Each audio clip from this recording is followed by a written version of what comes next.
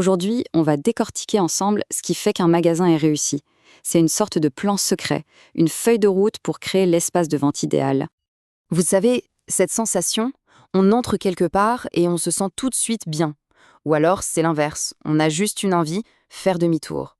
Eh bien, sachez que ça, ce n'est jamais, jamais le fruit du hasard.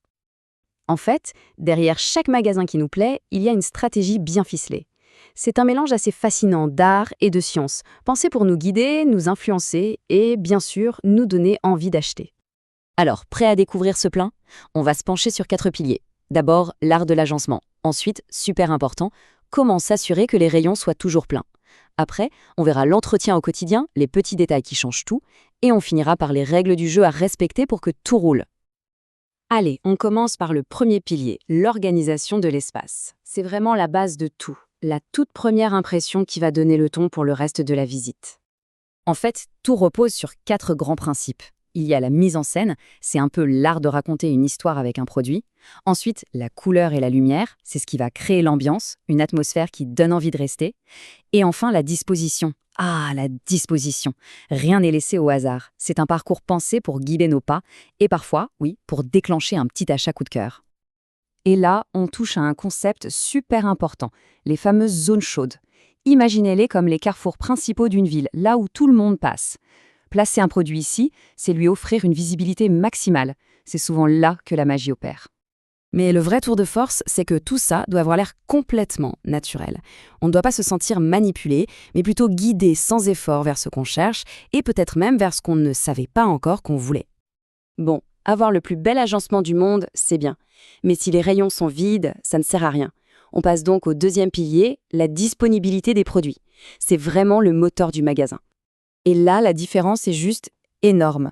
D'un côté, une bonne gestion, c'est des clients contents et une entreprise qui réagit vite.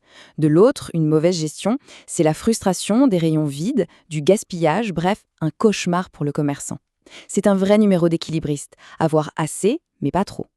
Pour dynamiser tout ça, les magasins ont plusieurs outils. Les promotions, bien sûr, pour créer un sentiment d'urgence, la PLV, la publicité sur le lieu de vente, avec ses visuels qui attirent l'œil au bon moment, et puis les animations qui peuvent transformer une simple course en une expérience sympa et mémorable. On attaque le troisième pilier. L'attractivité d'un magasin, ce n'est pas quelque chose d'acquis, c'est un travail de tous les instants. C'est cet entretien quotidien qui maintient la magie. L'image de marque, c'est primordial. Une identité visuelle forte et une communication à jour, ça inspire confiance. À l'inverse, une apparence un peu négligée, des affiches dépassées, ça peut détruire cette confiance en une seconde et faire fuir les gens. Et ça passe par des gestes très concrets, au quotidien. Une propreté impeccable, c'est la base, une organisation claire pour qu'on s'y retrouve, du matériel, des paniers aux caisses qui fonctionnent bien, et bien sûr une grande réactivité s'il y a un souci.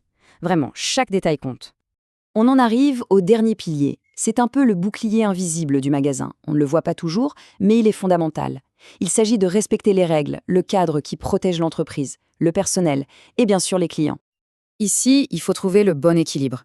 D'un côté, respecter les standards de la marque pour avoir une image cohérente.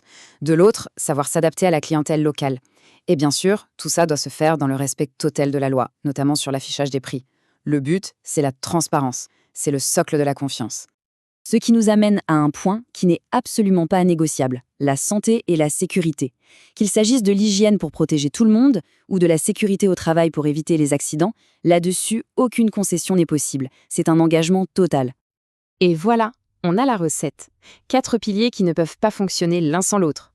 Un agencement malin, des rayons bien fournis, un entretien nickel et un respect total des règles. C'est cette synergie qui crée une expérience client exceptionnelle. Alors, la prochaine fois que vous mettrez les pieds dans un magasin, faites l'exercice.